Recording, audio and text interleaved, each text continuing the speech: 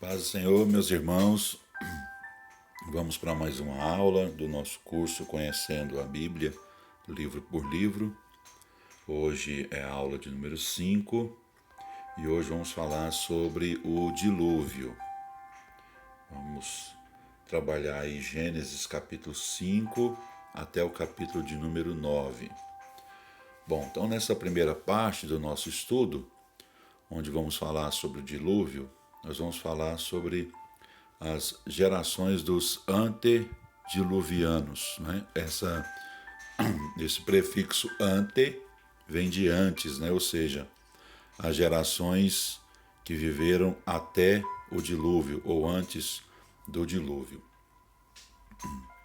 Bom, o capítulo 5 ele narra a genealogia das gerações dos antediluvianos, justamente para registrar a linhagem da qual viria a semente prometida, que é Cristo.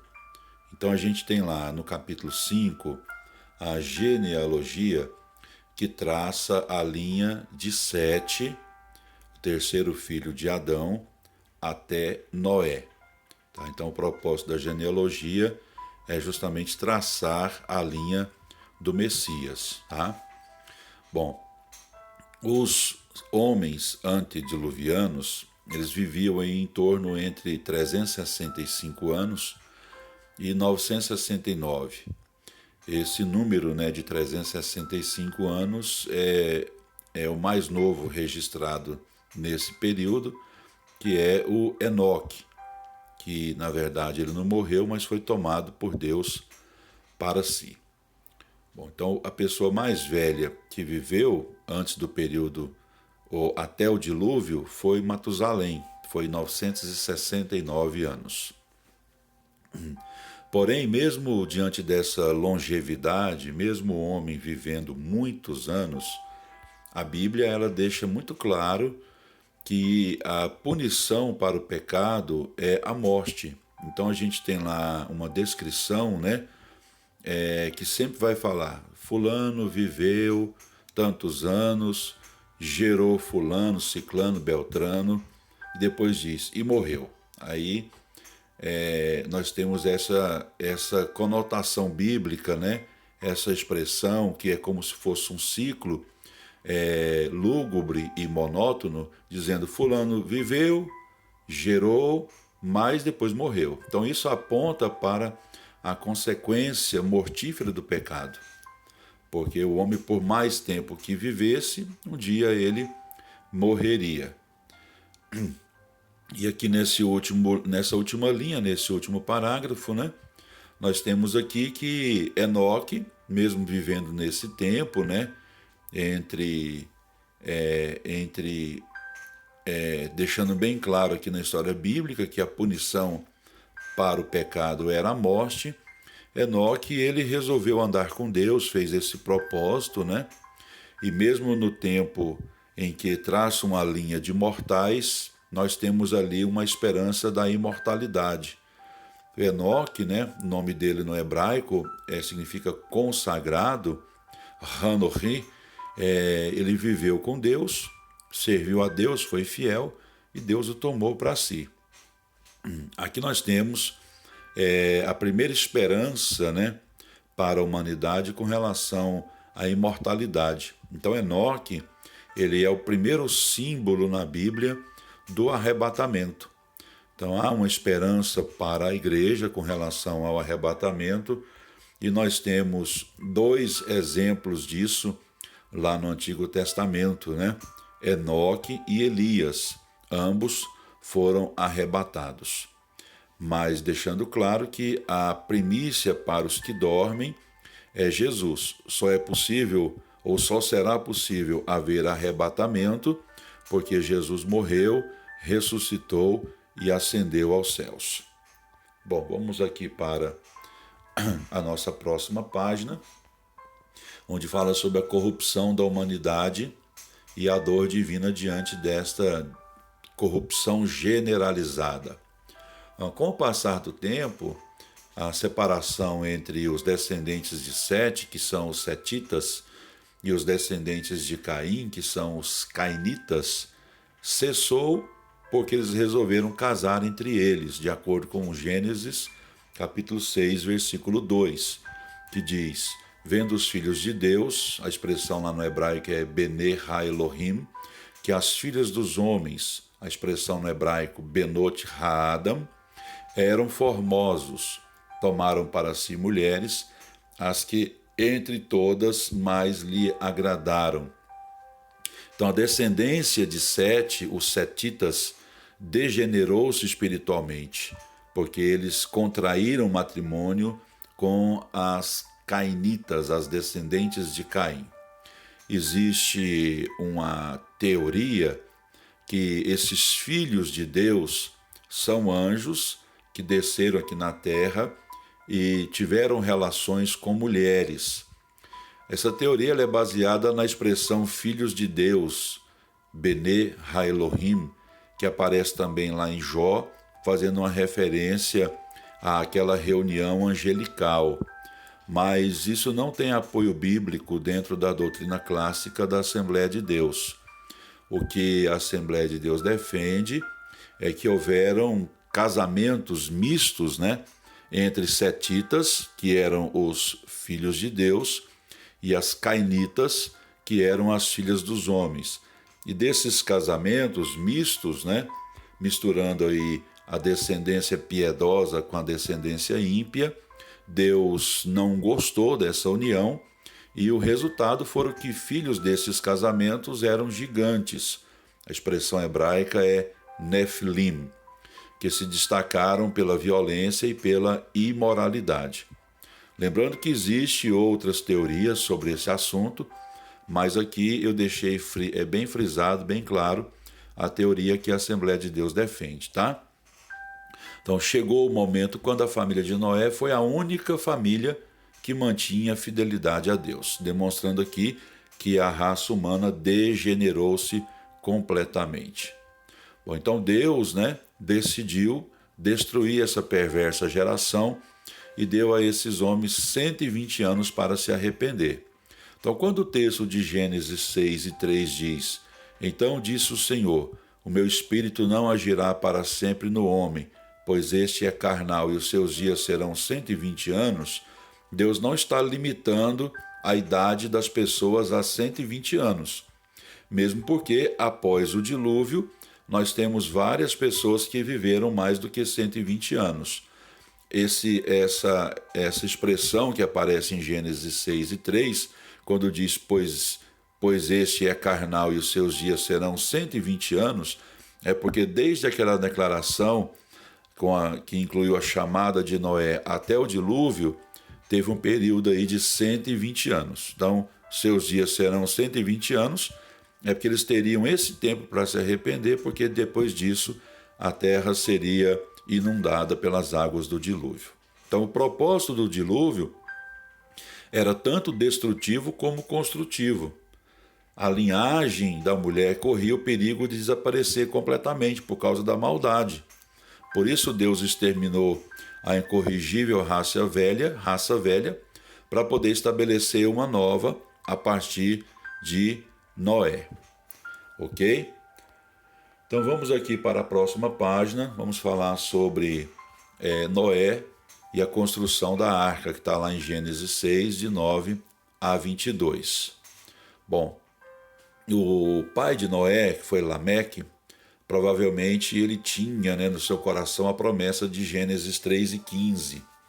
Por quê? Porque ele deu o nome a seu filho de Noé, lá no hebraico, Noar, que significa descanso ou consolo. De acordo com Gênesis 5 e 29, a palavra de Deus diz: deu-lhe o nome de Noé e disse-lhe: ele nos aliviará do nosso trabalho, do nosso sofrimento, de nossas mãos cansadas pela terra que o Senhor amaldiçoou. Então a gente tem ali, Enoque, que é aquele que foi arrebatado, gerou Matusalém, Matusalém gerou Lameque, Lameque gerou Noé. Então Noé foi aquele que achou graça e favor diante de Deus, porque ele era justo e era reto. E o texto diz lá em 2 de Pedro 2 e 5 que ele era um pregador da justiça. Então Noé recebeu diretrizes para a construção da arca. A arca tinha 135 metros de comprimento, 22,5 metros de largura e 13,5 de altura, e corresponderia em tamanho a um transatlântico moderno. Então, em Hebreus 11, 7, diz que pela fé Noé preparou a arca. Então, a única garantia que viria o dilúvio foi a palavra de Deus. Então, enquanto construía a arca, Noé pregava, mas ninguém deu atenção a ele. Gênesis 6 e 22 e Gênesis 7 e 5 mostram a completa obediência de Noé. O texto diz: conforme a tudo o que o Senhor lhe mandou, assim o fez. Então nós temos aqui, Noé obedecendo a Deus pela fé e a construção da arca. Bom, então vamos ver aqui nessa página agora sobre Deus impetrando o seu juízo com o dilúvio. A sequência é a seguinte: 7 dias antes do dilúvio, Deus ordena a Noé, sua família, a esposa, 3 filhos e 3 noras, e os animais a entrarem na arca. O Senhor fechou a porta da arca, houve uma copiosa chuva durante 40 dias. Por 150 dias, as águas do dilúvio predominaram. Ao fim dos 50 dias, as águas iam escoando. No 5º mês depois do início da chuva, a arca repousou no Monte Ararat. 11 meses depois do início das chuvas, as águas secaram-se. 1 ano e 10 dias depois do início do dilúvio, Noé e sua família saíram da arca e pisaram em solo seco. Então a sequência é essa, desde o início das chuvas até o dia da saída de Noé da arca. Então a gente tem aqui na próxima página que agora Deus estabelece uma nova ordem no mundo, Ao sair da arca, Noé entrou num mundo purificado pelo juízo de Deus. De maneira figurada, era uma nova criação e a humanidade começaria de novo. Então, a primeira coisa que Noé fez foi oferecer um grande sacrifício a Deus como sinal de sua gratidão e como consagração de sua vida a Deus para o futuro. Deus estabeleceu a nova ordem, dando provisões básicas pelas quais o homem se regeria na terra depois do dilúvio. As estações ficariam restabelecidas para sempre. Reiterou o mandamento de que o homem se multiplicasse, confirmou o domínio sobre os animais, dando-lhe permissão para comer sua carne, porém não seu sangue, estabeleceu a pena capital, fez aliança com o homem, prometendo-lhe que jamais voltaria a destruir a terra por meio de um dilúvio.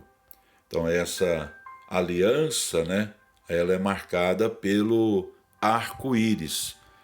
A gente chama de arco-íris, porém, eu coloquei essa observação aqui, que o texto bíblico não chama de arco-íris, embora a gente tenha uma versão bíblica que traduziu como arco-íris. Mas no hebraico, a expressão que aparece lá é a expressão hebraica keshet, arco, não é arco-íris, tá bom? Embora tenha aí uma versão bíblica que tenha esse nome arco-íris, mas não consta lá no original. No original é apenas keshet, arco. A ideia bíblica é: Deus deixara de lado o seu arco, assim como um caçador, um guerreiro faz depois de uma caça ou uma guerra. Esse termo arco-íris, ele provém da mitologia grega. Íris, uma deusa que trazia as mensagens divinas, em sua missão deixava um rastro multicolorido ao atravessar os céus. A expressão arco da velha é uma expressão que faz referência à velha aliança, tá? Então, na Bíblia, nós temos apenas a expressão arco, keshet, onde Deus está dizendo ali, deixei o meu arco de guerra de lado, não destruirei a terra dessa forma jamais. Bom, então nós temos aqui a Noé abençoa a Sem e a Jafé. Nós temos aqui que Noé, um homem justo, embriagou-se em seu próprio lar. As diferentes reações dos filhos deram-lhe ocasião de amaldiçoar a Canaã e abençoar a Jafé e a Sem. Nota-se que a maldição se aplica a Canaã e aos cananeus somente, e não aos outros filhos de Cã, Cuxi, Mizraim e Put. Ok? Então, o que acontece aqui? Lá em Gênesis 9, 22, diz que Cã, pai de Canaã, viu a nudez do pai e foi contar aos dois irmãos que estavam do lado de fora. O texto ele não indica abuso sexual, apenas que ele viu a nudez do pai. Isso já era uma falta grave naquela época, ver a nudez do pai. Mas o texto enfatiza que ele foi contar aos dois irmãos. Isso demonstra escárnio, desprezo pela autoridade do pai. Então a falta dele nesse mundo nosso parece que não foi tão grave, mas para aquela época foi uma falta gravíssima. Repito, não tem a ver com abuso sexual, e sim com desrespeito, escárnio e desprezo pelo pai quando viu a nudez dele. Bom, aqui continuando, né? Canaã teve 2 filhos, Sidom e Et, e foi o ancestral dos Jebuseus, Amorreus, Girgazeus, Eveus, Arqueus, Sineus, Arvadeus, Zemareus e Amateus. Então a maldição ou castigo, Canaã seria servo de Sem e de Jafé. Então os cananitas serviriam aos hebreus, tá? Serviria ali aquela região dos hebreus ali, que é o que aconteceu na história bíblica posteriormente. Então, os cananeus, eles foram amaldiçoados por causa da notória impureza que caracterizou os cananeus durante os séculos vindouros. Como Deus antevê o futuro, ele vendo que eles seriam impuros, impiedosos, né? E teriam um comportamento avesso à vontade de Deus, então já vem aquela declaração profética de que eles seriam servos dos seus irmãos. Bom, nós temos aqui, para nós terminarmos, nossa última página. Nosso vídeo hoje vai passar um pouquinho de 15 minutos, né? Tá até difícil de gravar em 15 minutos, porque são muitas informações. A bênção sobre Sem, traduzida literalmente, é: bendito seja o Senhor, o Deus de Sem. Né? A expressão lá é Baruch Adonai Elohei Shem. Implica que o Senhor seria o Deus dos semitas. Cumpriu-se no povo hebreu, uma raça semita. Então essa bênção sobre Sem aponta diretamente para o povo hebreu, uma raça semita, da qual viria o Messias. Então os descendentes de Jafé, que são os indo-europeus, seriam os hóspedes dos semitas, dando-lhes proteção e unindo-se inclusivamente com eles no serviço a Deus. Isso é, a primeira promessa messiânica passaria aos semitas, e se vê o primeiro anúncio da entrada dos gentios, que são os jafetitas, na comunidade cristã que nasceu dos hebreus, os semitas. Deus abençoe. Desculpa não ter conseguido fazer em 15 minutos, viu? Mas deu aí cerca de 19. Um abraço.